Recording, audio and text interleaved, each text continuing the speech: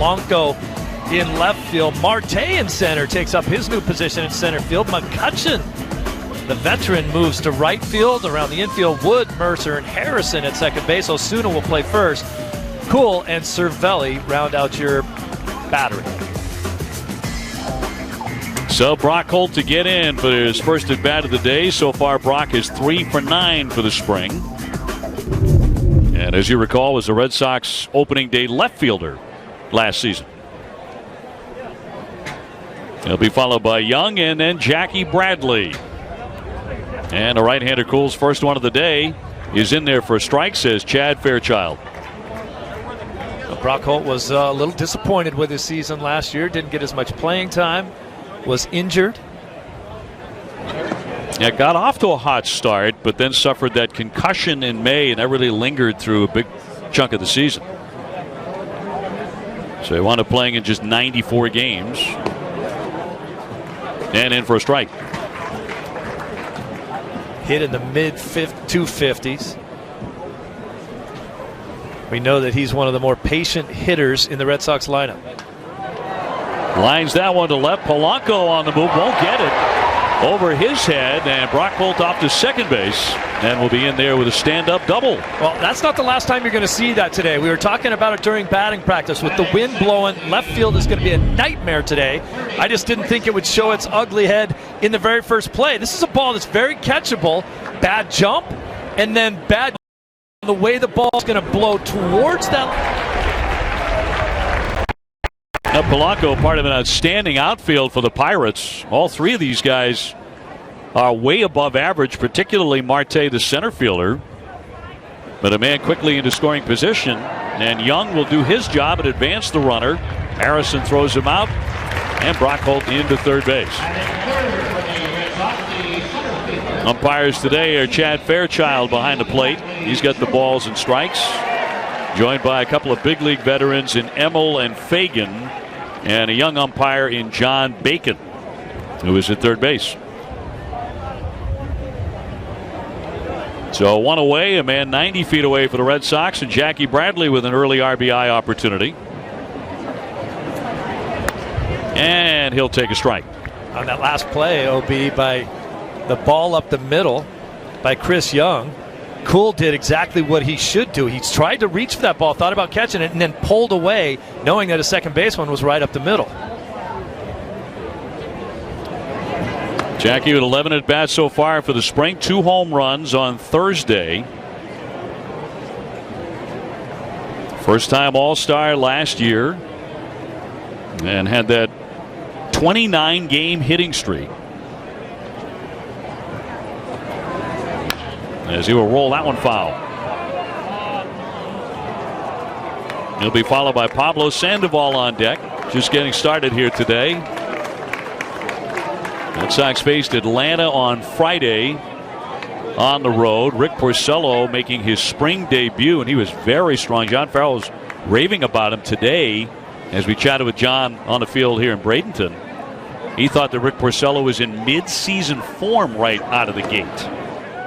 And that's going to be foul tipped and into the mitt, and that's strike 3.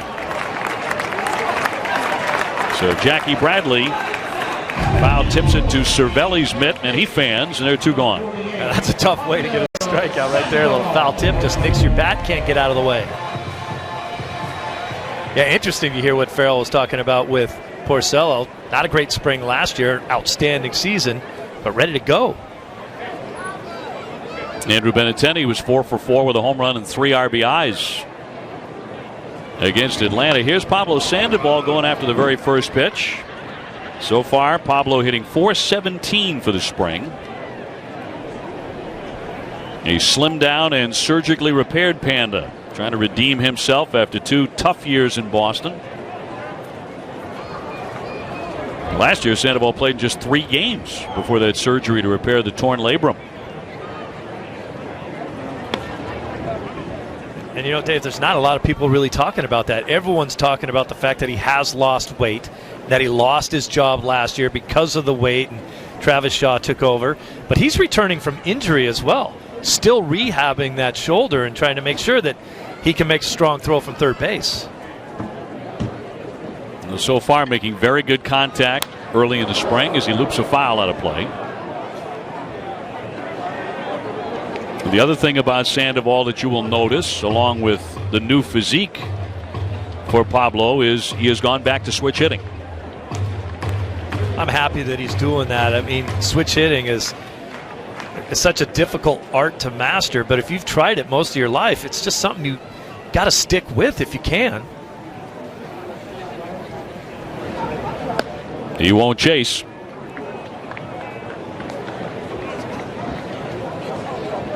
...2015, his first year with the Red Sox. He hit .245, 10 homers, 47 runs batted in.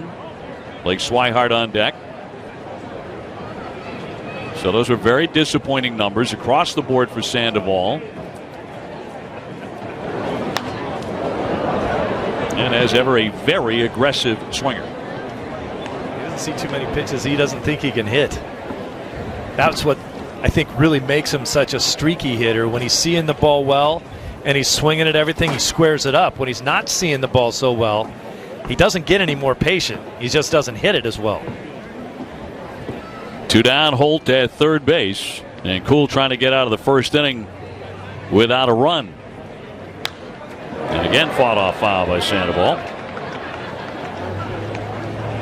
How tough do you think that'll be for him to get back into the groove as a switch hitter after junking it his last season in the big leagues? Well, I think he's had a lot of time to put work back into it over the offseason and now into spring training here. You know, the swing itself should come back fairly naturally. He never really had that much trouble switch hitting before he put a Boston uniform on, and that just coincided with so many other troubles he was going through as well. The 2-2. Cut on and missed. Down to go strike three. So the Red Sox threatened but do not score. Brock Holt stranded at third base after a half inning. No score in Bradenton.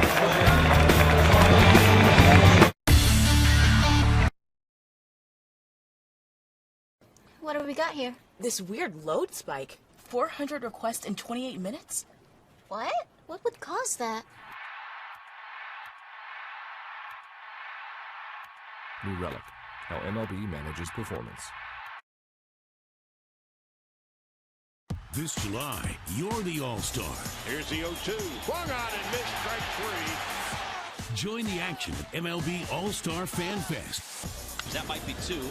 Nicely done. 6-4-3. Here comes an 0-2. Deep and gone. Wow. Runner goes. Good jump. He's in there. MLB All-Star Fan Fest, July 7th through 11th at the Miami Beach Convention Center. Go to allstargame.com for tickets. And Freddie Freeman has hit for the cycle. That is power right there from Giancarlo Stanton. I should say he is 4. So I'm going to go out there and get the job done. What a running grab by Odubel Herrera. Oh, my! We just got a great club. It's what we do as a team, and all 25 guys are excited to be part of it.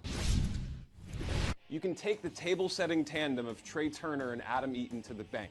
The Nationals will score enough runs to claim another NL East title. But the Mets will push the Nats all year with a pitching staff that could feature a forgotten weapon in Zach Wheeler and a bounce-back year for Matt Harvey and Jacob deGrom. Led by Stanton and D. Gordon, the Marlins' clubhouse chemistry should make them tough and tight.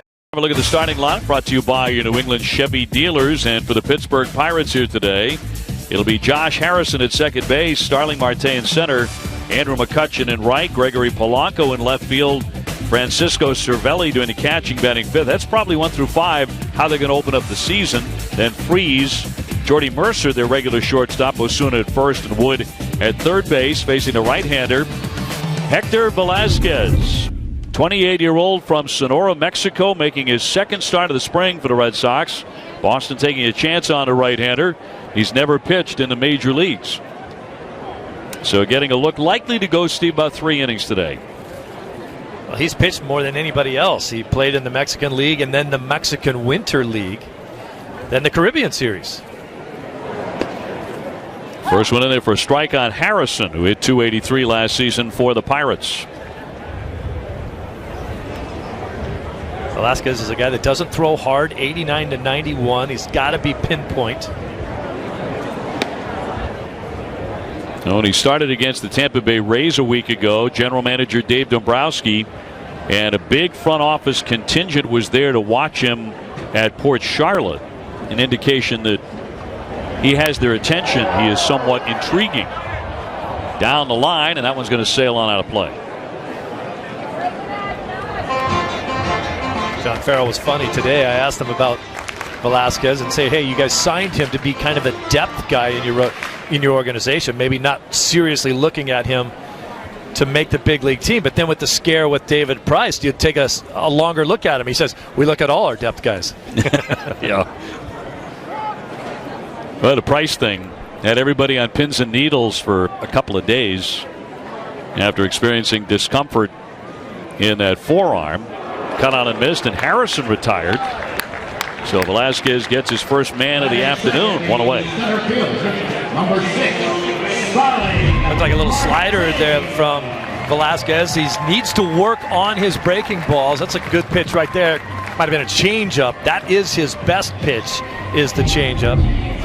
Doesn't really have a true curveball. Little cut, slider, and then that fastball, as we mentioned, he'll sink it, but he doesn't throw very hard.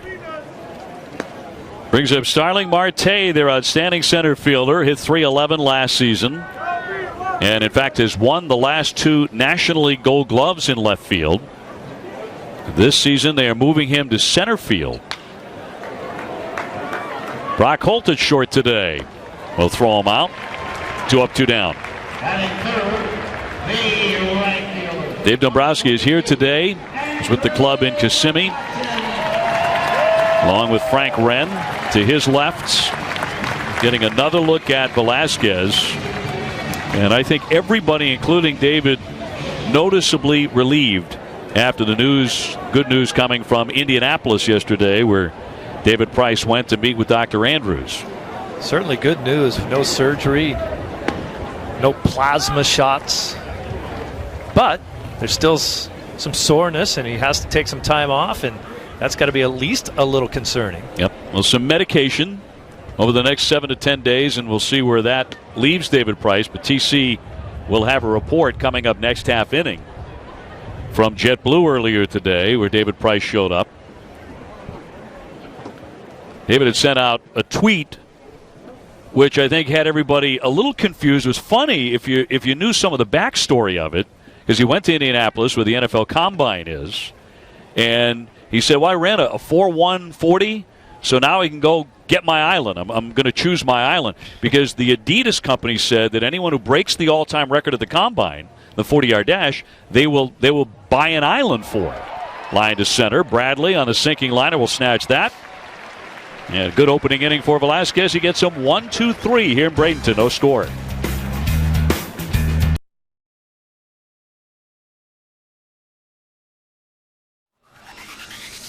Come to Marlins Park on All-Star Sunday. The doubleheader starts with the SiriusXM All-Star Futures game, where these big leaguers made their All-Star debuts. Putting all the tools on display.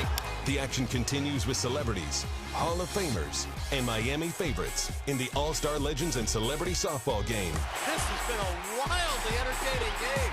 All-Star Sunday, July 9th. 1 ticket, 2 events. Tickets on sale now at allstargame.com. This is a very tough division. It always has been. And it's gone! He has done it again! Evan Longoria with a monster shot. The bringer of rain. That's why I want that guy hitting all the time.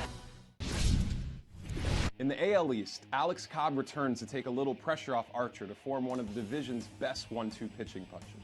Aaron Judge follows Gary Sanchez's lead to take a huge step forward to help the Yankees keep pace with the other AL East teams.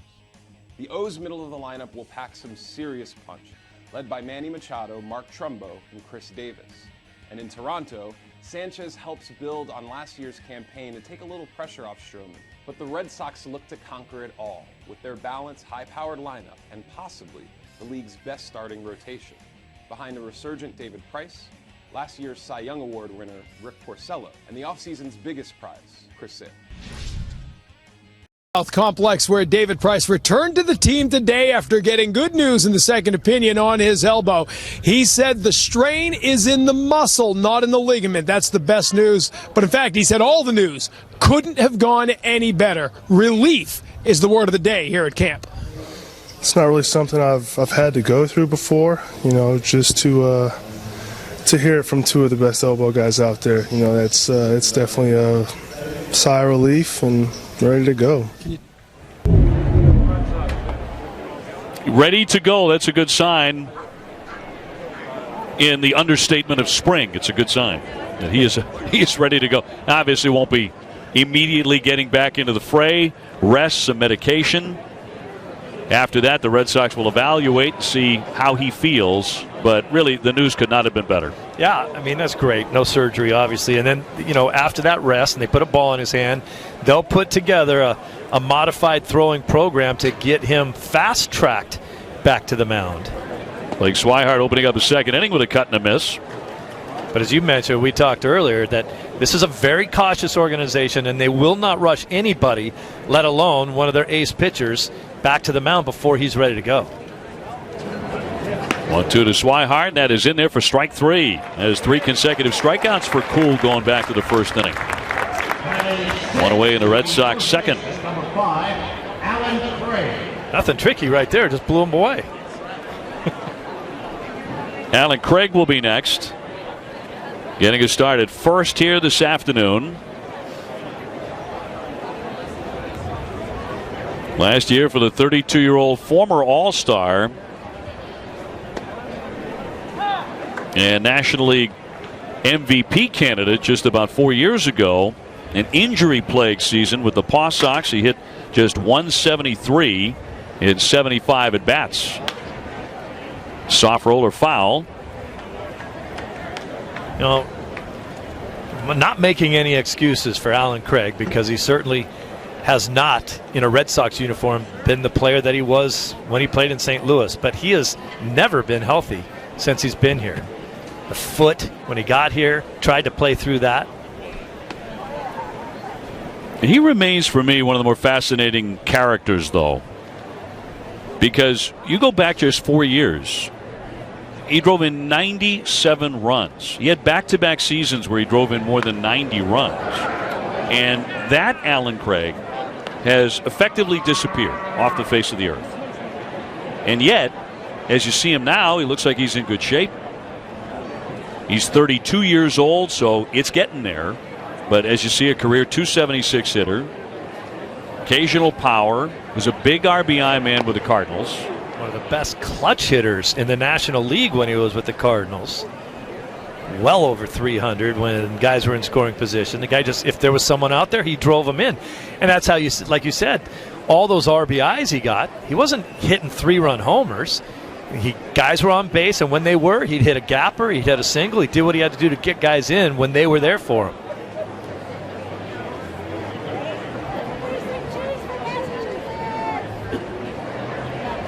He 1-2 from Kuhl. Mercer at short. He was effective, if not spectacular, and guns him down. He had it long enough there at first base. Osuna for out number 2. Brian Bogusevic is next. He's in at right field today. Bogusevic has been around a little while. He's now 33 years old, signed as a minor league free agent. A left-hand hitter who played last season in Japan. The third baseman Wood with a knockdown. Up and gunning and got him. And that will retire the side. So a fast inning. The Sox go 1-2-3 here in Bradenton. No score. Red Sox and the Pittsburgh Pirates.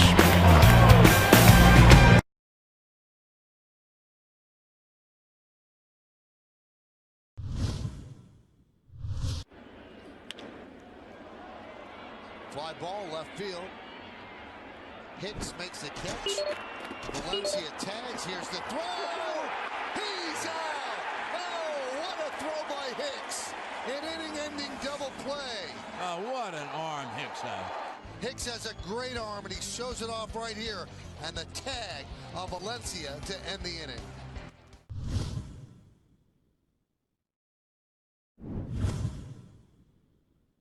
What is your favorite baseball or even your favorite sports movie?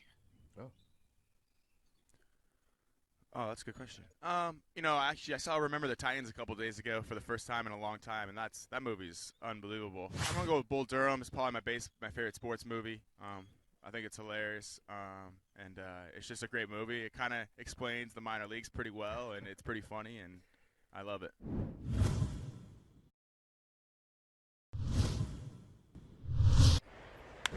Stanton drills it deep left field like a rocket. Up into the seats it goes. That's 20 rows up in the deepest part of the park. When he hits them here, man, they just go and go and go. That's what 504 feet looks like. Wow. It was amazing watching the whole defense. Let's take a look now at the upcoming events at Foxwoods Resort Casino. Alicia Keys goes on Sunday, March 12th. And one of Steve's favorites, the comedian Carrot Top, March 17 and 18. What a show Carrot Top puts on, I'll tell you. I don't believe you've actually seen it, but nice effort on your part. Well, you can see him certainly coming up here as we go to the bottom of the second. Polanco, Cervelli, and Freeze for the Pirates against Héctor Velázquez. Polanco last year, .258 with power, 22 home runs, 86 runs batted in. He's a 5-tool guy. Although he had trouble with the Brock Holt double that sliced over his head in the first inning. Yeah, I think if you're a left fielder in today's ballgame, even though the wind's blowing straight in, I'd take a step or two back from where I normally play and be very cautious. That wind is very tricky in left field here. Yeah, the combination of the wind and the sun.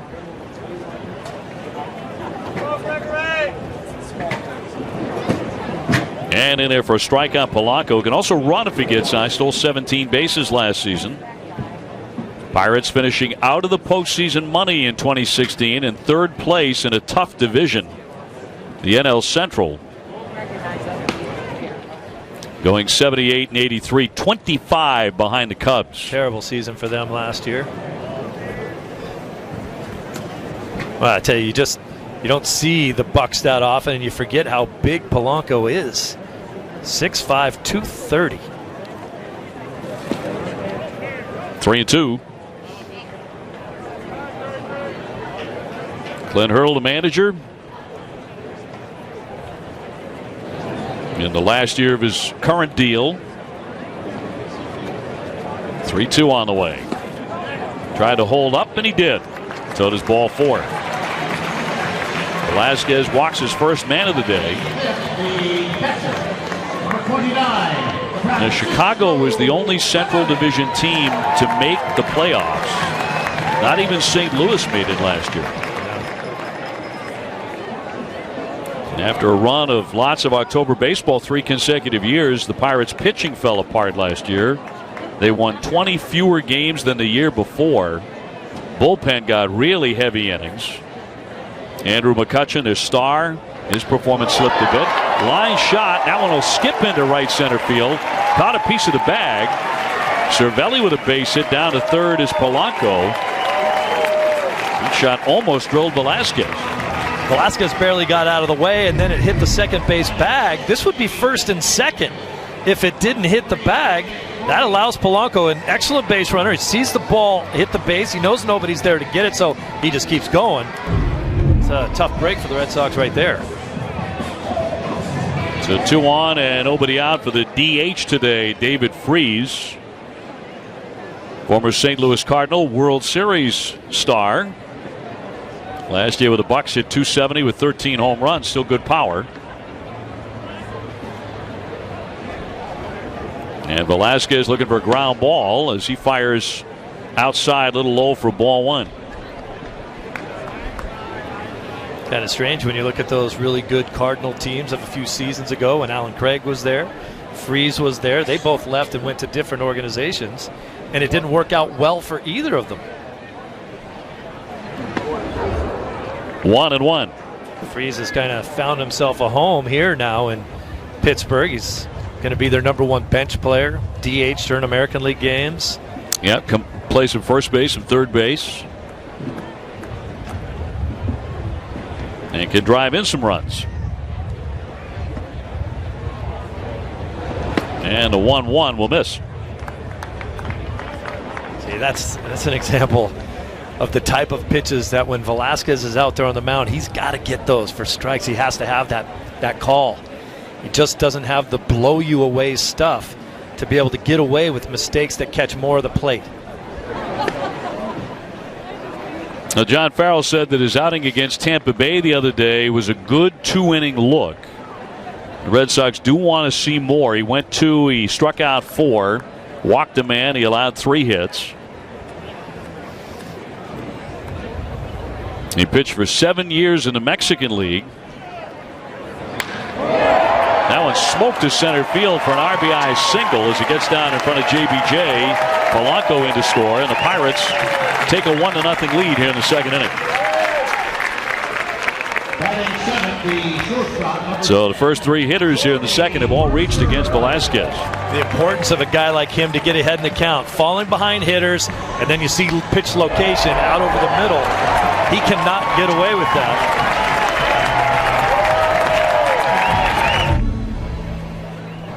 So walking back-to-back base hits will send up the 7-hitter Jordy Mercer. Everyday shortstop for the Pittsburgh Pirates. 256, 11 homers last season.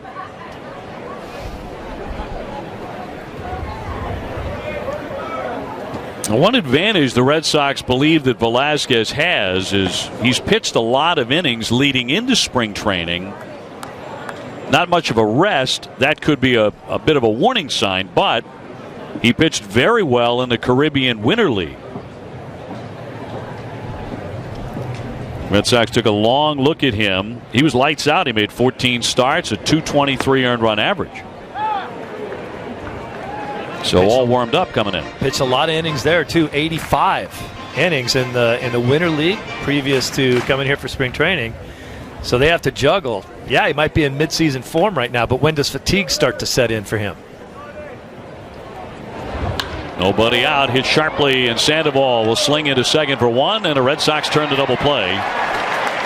Velázquez very much needed that. Cervelli safely down to third, but with 2 down.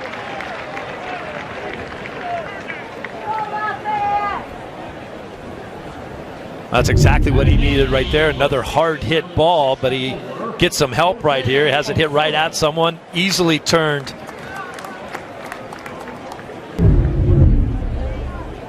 So that goes 5-4-3, 2 gone. A run in. Osuna the batter.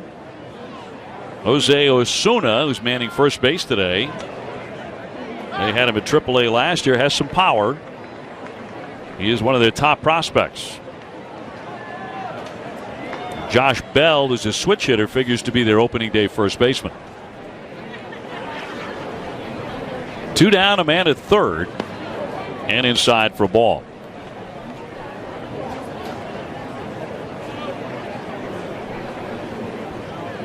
Pirates used a lot of players last season, a franchise record 55 players. And again, wound up finishing in third place.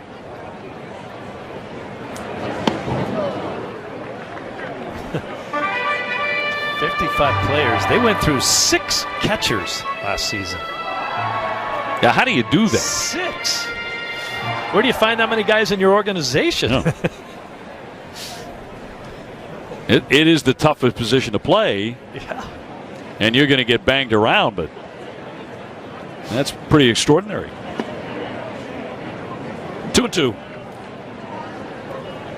Red Sox also expecting to pitch Joe Kelly today, along with Matt Barnes and Fernando Abad, the left-hander.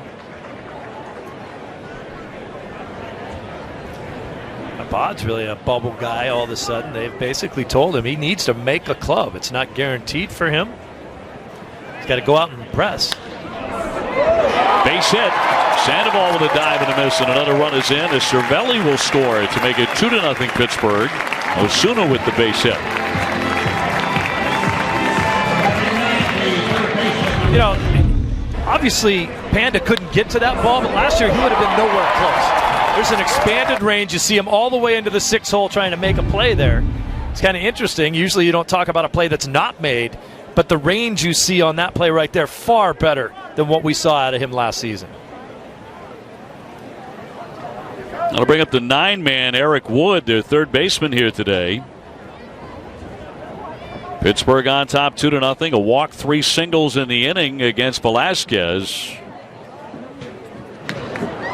And a foul back by the 9-man. Now the Pirates' ace is the right-hander Garrett Cole. A couple of years ago, he won 19 games. He had some elbow problems last year. Former Yankee Ivan Nova is also in their rotation. Got a piece. And a count 0-2. And they have a terrific outfield with Marte, Polanco, and McCutchen. And whether any of that is going to be enough to come anywhere near the Chicago Cubs, very doubtful. Well, came into last season at about this time calling the Cubs the best team in the National League, and they proved it. And nothing's changed. It's a great World Series. Fantastic baseball, fantastic drama, great TV.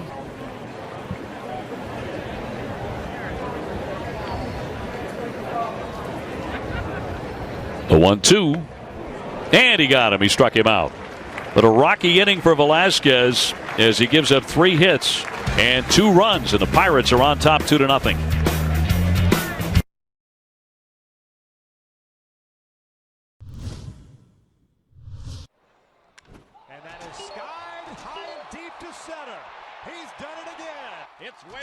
It's out of here. Trout hit that one out to the batter's eye. He gets Felix Hernandez again. That's happened in 3 starts he's had against the Angels this season. And for Trout, his 7th career home run against King Felix.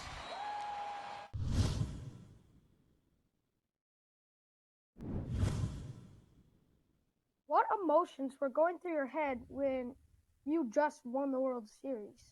Well, the biggest emotion was that we didn't have a game tomorrow, thank God, because we had so many in the last, 2 weeks. So finally to go 2.5, 3 weeks of playing under a lot of scrutiny and a lot of pressure, it was finally good to say, okay, the season's over, and we came out on top. Chris Bryant with his first World Series home run. Fly ball hammered back into left by Votto. That baby's gone.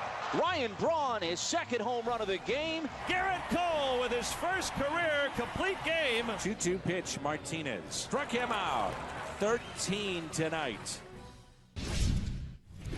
With the gorilla off their back, the Chicago Cubs could repeat the Golden State Warriors model and could be even better after their championship season. Well, Red Sox down here 2-0 to the Pittsburgh Pirates. This Red Sox spring training game on NESN is brought to you in part by Ace Ticket. Ace Ticket, Boston's trusted source for Red Sox, Bruins, and Celtics tickets. Visit Ace Ticket or call 1-800-MY-SEATS to treat someone special to a game right now. And after the first 2 innings, Pittsburgh in front, and they'll go to a new pitcher in Wade LeBlanc. See his numbers last year between Seattle and the Pirates. 4-0, a 3.77 ERA. You talk about a guy who's really bounced around lately. It was pretty much a mainstay in that San Diego organization until 2012 when he went to Miami, then Houston, then Los Angeles, then the Yankees, Seattle, and finally landing here in Pittsburgh. Now he'll get, for the Red Sox, Junior Lake, Mike Miller, and then Brock Holt's second at bat. Sox are trying to get Velázquez through 3 innings today, but he was knocked around in the second. A walk and 3 base hits. Could have been a lot worse if not for the double play ball. Junior Lake, DH today, batting out of the 8th slot. Last year with Buffalo in the minor leagues at .231 with half a dozen home runs. And the right-hand hitter will take a strike. This guy, Junior Lake, was a big-time prospect in the Cubs organization when he came up. They really liked him. as a hitter and a right fielder, left fielder. He's now 27 years old, played 22 games for Toronto last year. He's also played, as Steve mentioned, with the Cubs and Baltimore. Has some power.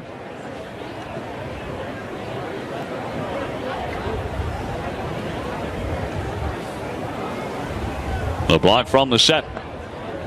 And misses downstairs. Being caught by Francisco Cervelli today, who is the Bucks' #1 catcher. He's going to play for Team Italy again in the World Baseball Classic for the second time.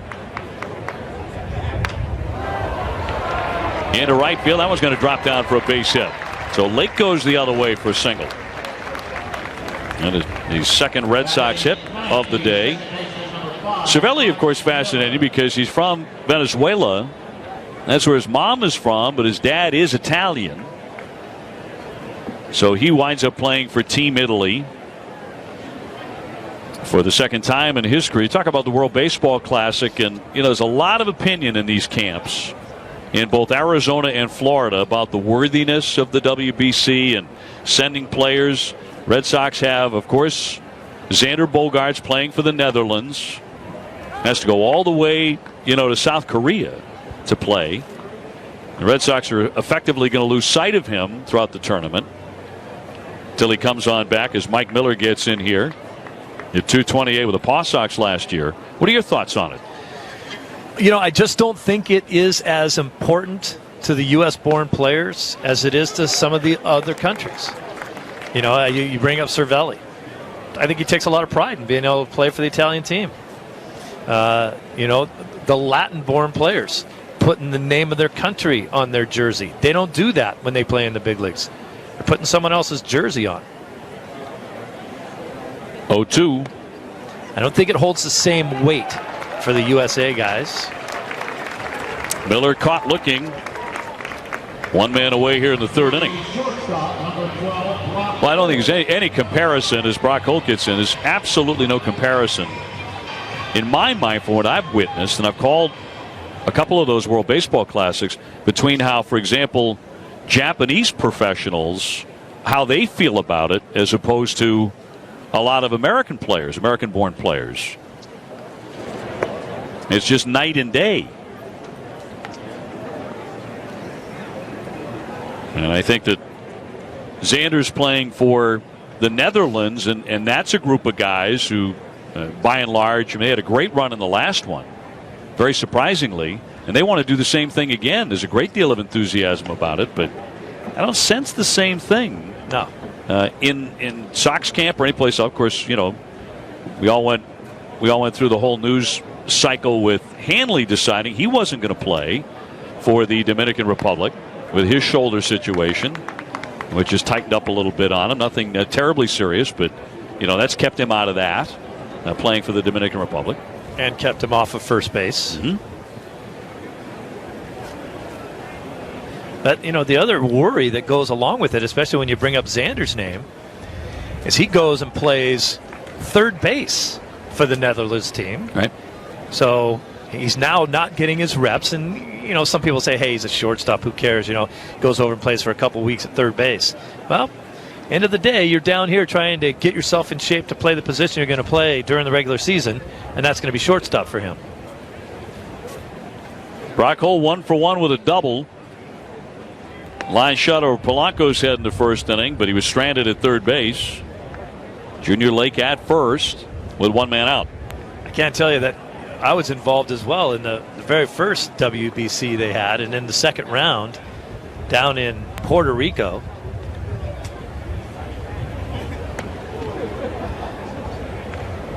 When you have the Puerto Rican team, the Dominican Republic team, and the Venezuelan team all in the same region playing there, that's a party. That is baseball like you've never seen. Those people love it, and they're crazy and passionate. Down into the dirt, runner goes. Here's the throw from Cervelli to tag, and he's safe. So Lake gets in there after a pitch down into the dirt. That's an excellent jump by Lake. When he sees the ball in the dirt, he doesn't hesitate, scrambles off to second base, gets those long legs working.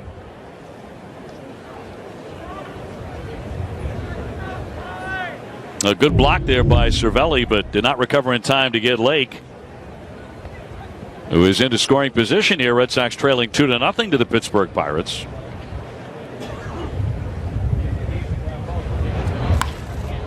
And slap to the right side. Harrison will dig it.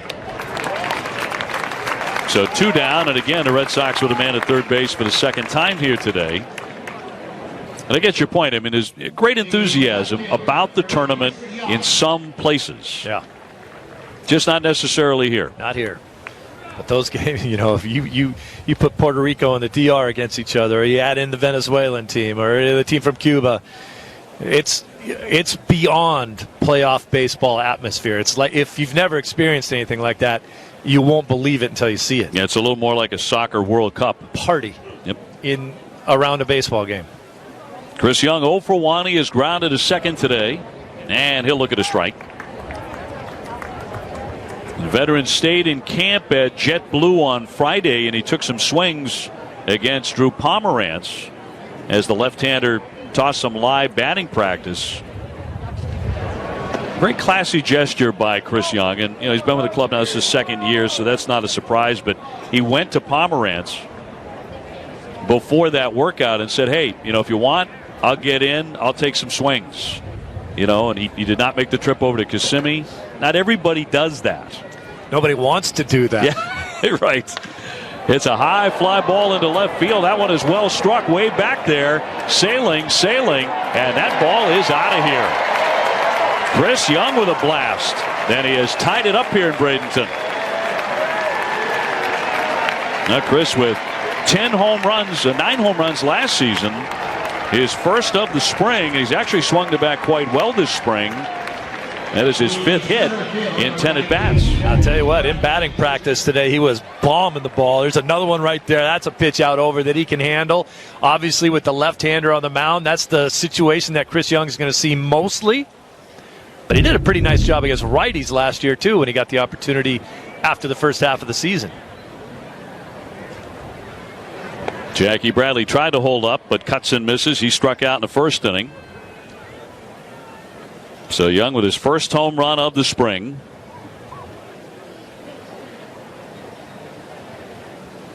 Oh, he loves the lefties.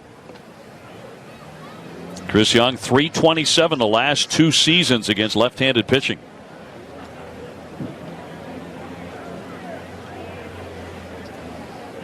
So the Sox have tied it up at 2 here, and a high fly to center. Marte will put that one away and retire the side, but the Red Sox with some power. Chris Young with the blast, and we're all even at 2 apiece.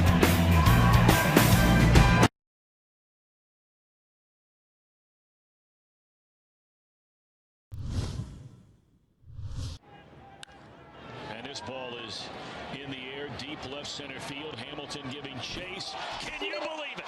Can you believe it?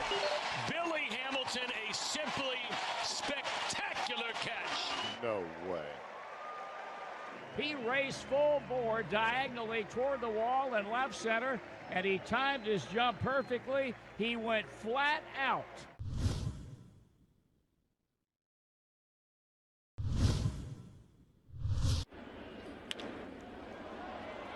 Fly ball left field. Hicks makes the catch. Valencia tags. Here's the throw. He's out. Oh, what a throw by Hicks. An inning-ending double play. Oh, what an arm Hicks had. Hicks has a great arm, and he shows it off right here. And the tag of Valencia to end the inning.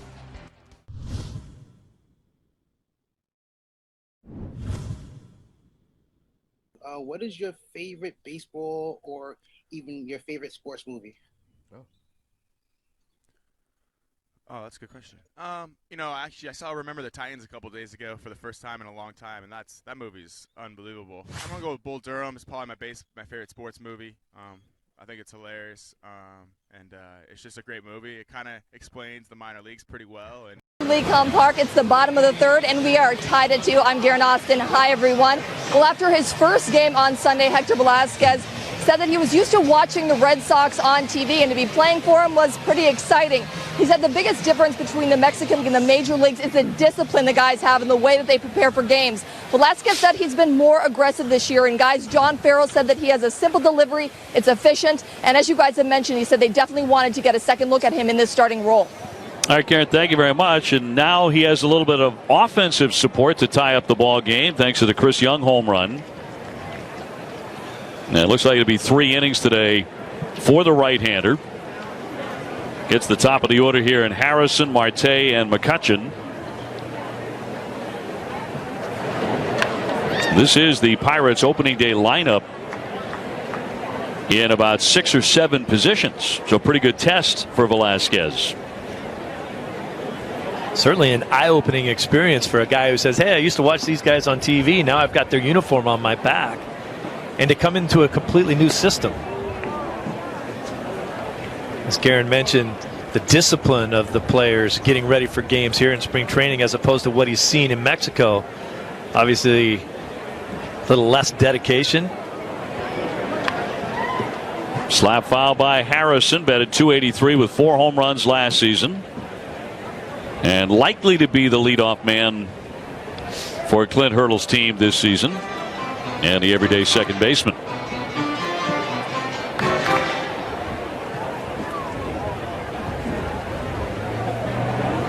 And the 1-2 rope foul. Some hard hit balls off the right-hander so far today. Yeah, they have been squaring up some balls. Even the outs that have been made have been hard. That double play ball to Sandoval, that ball was smoked down there. Velázquez sits about 89 to 90 with the fastball. That one roped the other way, but foul. As that split change you talked about. Bit of a cutter. Everybody's got a cutter. A beautiful day here in Florida. Good time for that split right here. 1-2. Foul back.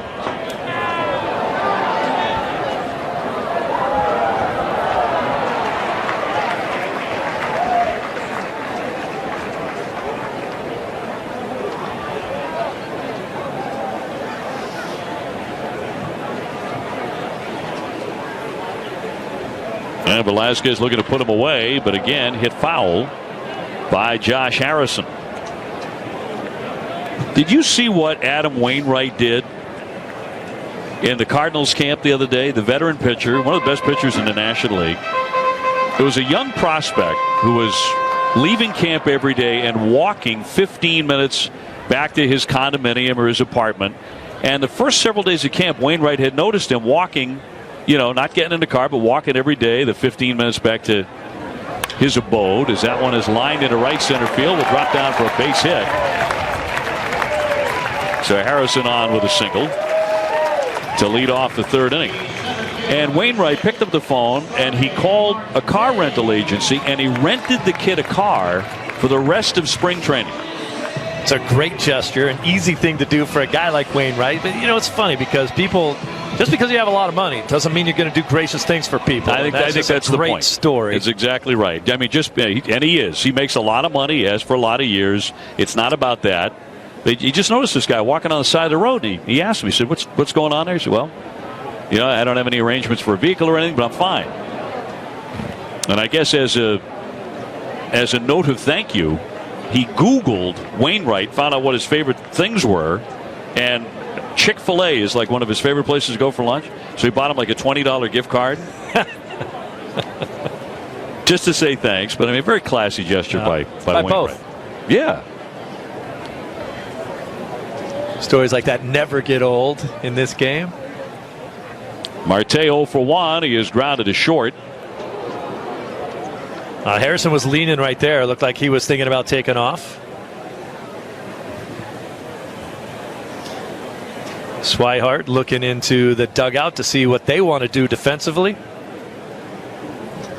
And Blake back behind the plate this season. He's back to being a catcher again. After his tryout as an outfielder last year, he's such a good athlete. And of course, it was as a left fielder where he injured that ankle and was lost for the rest of the season, sliding into the wall at Fenway. The Red Sox as an organization are not afraid to tinker with guys' positions. Now, when you think about it, they put Swihart out in left field as a way to try to get his bat in the lineup. It wasn't like they didn't like him as a catcher. He hasn't been catching all that long, so he still has work to do back there. But they're trying to figure out a way to get him in the lineup. It didn't work out, and he got hurt. But think about it. Mookie Betts is a second baseman. Brock Holt's a second baseman. These guys are all playing different positions now and doing it well at an all-star level. Not even their regular position. Yeah, it worked out okay for Mookie. Yeah, and most organizations wouldn't even try it. Wouldn't even think about it. Not taking my second baseman and putting him in right field. Well, if you got Petey in front of him, you better do something. 0-2 runner goes. Here's the throw, the tag, and he's safe. Well, that one took Miller off the bag as he tumbled backwards. Looked like a pretty good throw. Well, it short-hopped Miller, though. So that was a great tag by Miller. Excellent effort here because this ball's going to skip on him. So you got to get your glove on the ground, come up with it to catch it, and then try to get it back down for the tag. He almost pulled it off.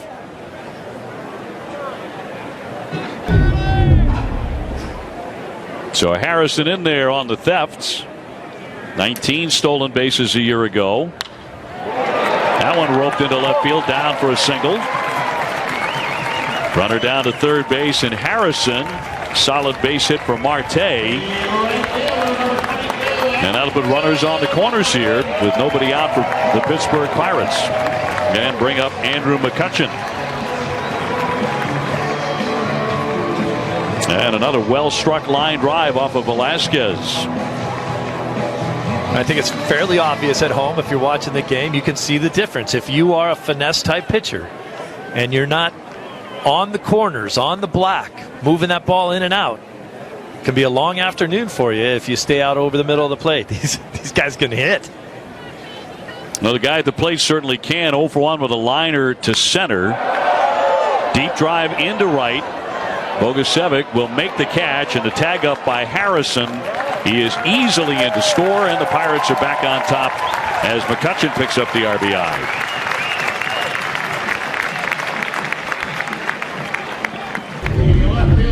Oh, that's McCutchen right there, knowing the situation, going with the pitch. It's away from him, just drives it out there. He's going to pick up the run. He's always been an excellent run producer, has McCutchen. You know, his name was floated around in trade talks over the winter. That has never happened to him before. He's been such a big star with the Pirates.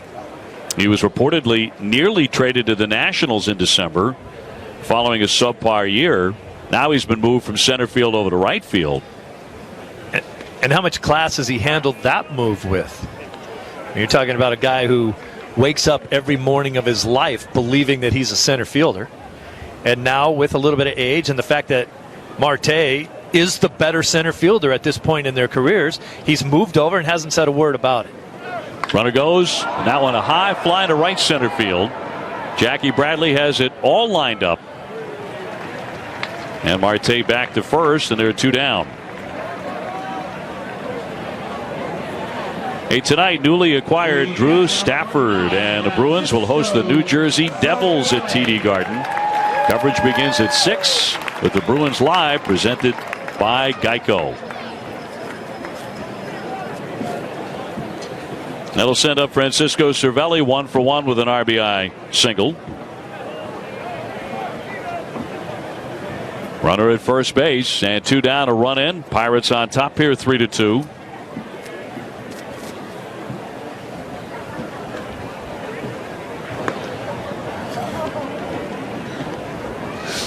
You're watching a Pirate team very active on the bases, and they have to do that. John Farrell's talked about this with the Red Sox this spring, and his desire to be more aggressive on the bases, to run more frequently, to run guys like Xander and Jackie Bradley and Mookie Betts and Dustin Pedroia more often. Well, it's crazy if you have the asset of speed and don't use it. And as you talked about in the open, you're losing a ton of home runs from Big Papi not being back in the lineup. So you don't need to make up the difference in home runs. If you can get a guy from first to second on a stolen base, now a single scores him. You don't have to hit the ball out of the park to make up those runs. Hard hit, base hit. Sandoval couldn't get to it. Cervelli is 2 for 2. That's the 3rd hit in this inning and the 6th in the game against Velázquez. Again, just hit too hard past Sandoval before he can get on the ground to snag it.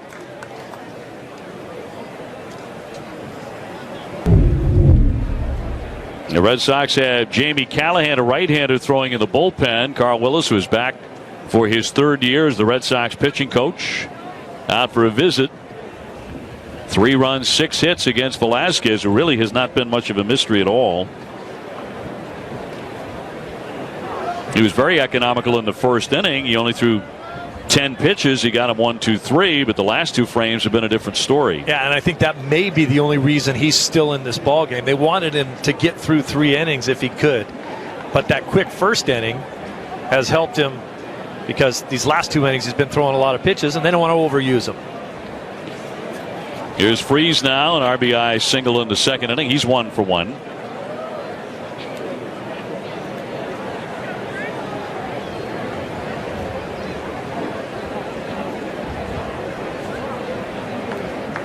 Runners on at first and second. And across for a called strike. Sox will be back at JetBlue on Sunday to take on Atlanta.